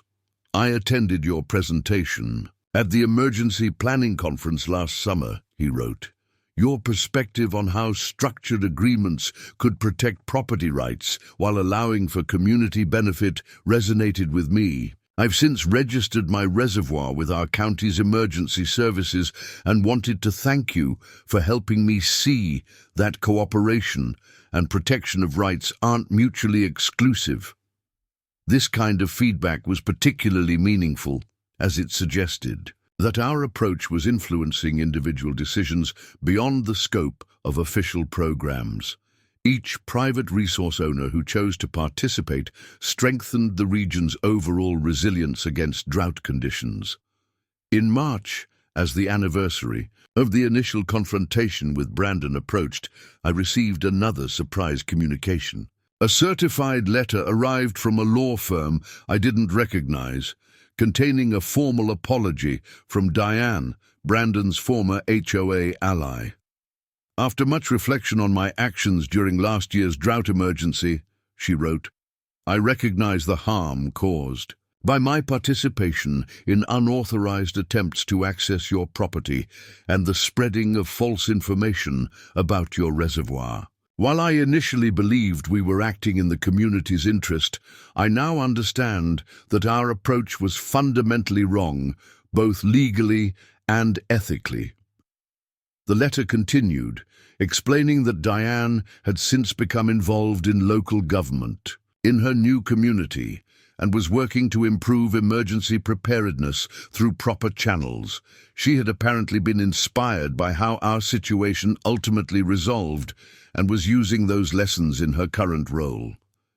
This unexpected apology brought a sense of closure that even the legal settlement hadn't fully provided. The acknowledgement that our conflict had led to positive change, even for those who had been on the opposing side, was deeply satisfying.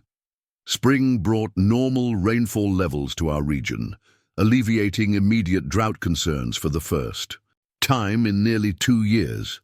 The County Emergency Management Office used this reprieve to enhance preparedness for future situations, conducting maintenance on distribution equipment and updating resource agreements. Kevin organized a small ceremony to recognize property owners who had participated in the emergency water program over the past 2 years. County officials presented each of us with a certificate of appreciation and a commemorative plaque acknowledging our contribution to community resilience during the drought emergency. The willingness of private citizens to share their resources through proper channels made a critical difference during one of the most severe drought periods in our region's history, Commissioner Alvarez stated during the ceremony. Your cooperation exemplifies how communities can come together during crises while respecting individual rights and legal frameworks. The gathering provided an opportunity to connect with other resource owners who had participated in the program. Many had stories similar to mine, initial hesitation, or concerns about maintaining control of their properties, followed by positive experiences with the structured county program. I was worried they'd take over my pond completely once I agreed to participate, one older gentleman confided, but the clear agreements and professional management made all the difference. I never felt like I was losing control of my property, just sharing a resource during an emergency.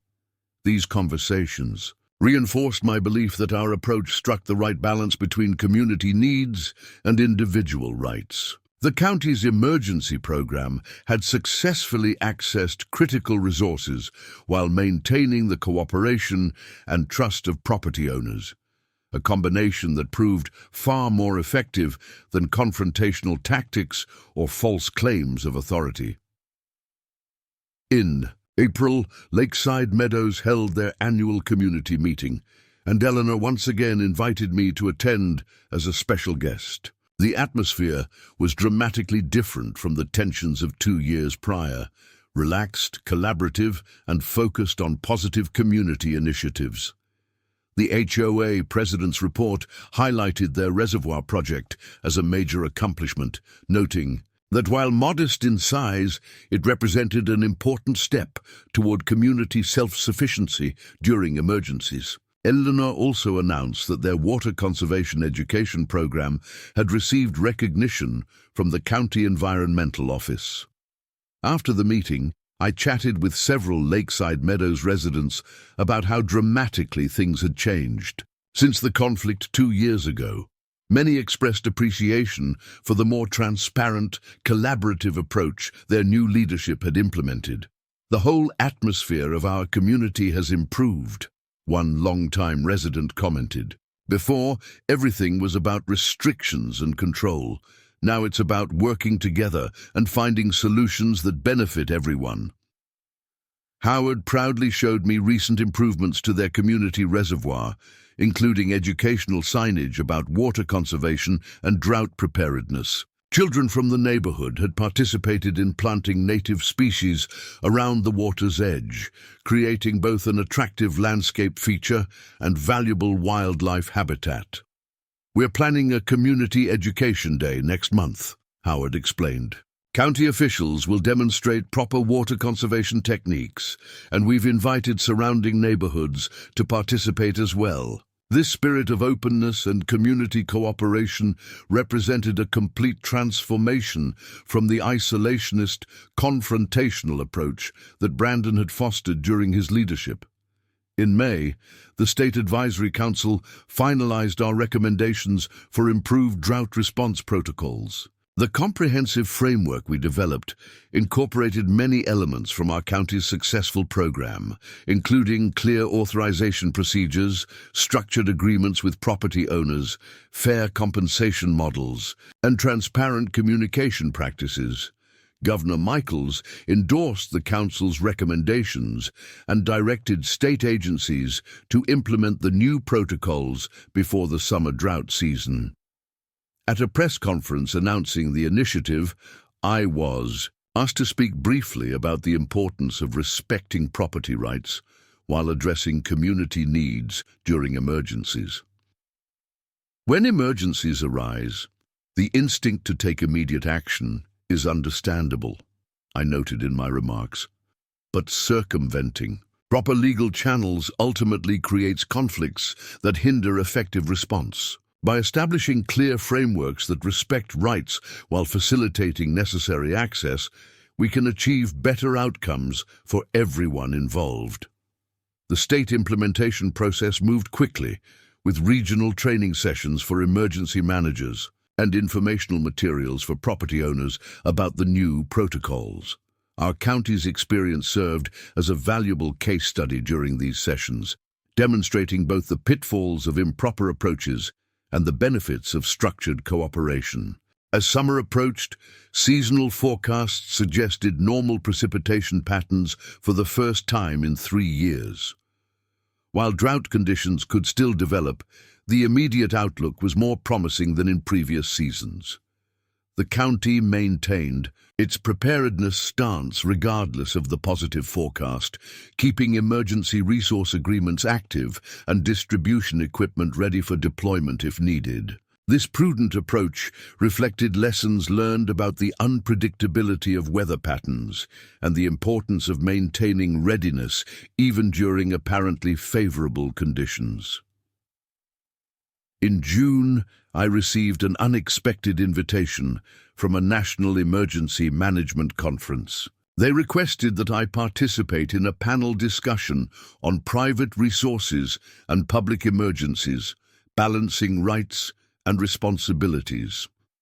The conference organizers had heard about our county's innovative approach and wanted to share these lessons with emergency managers from across the country.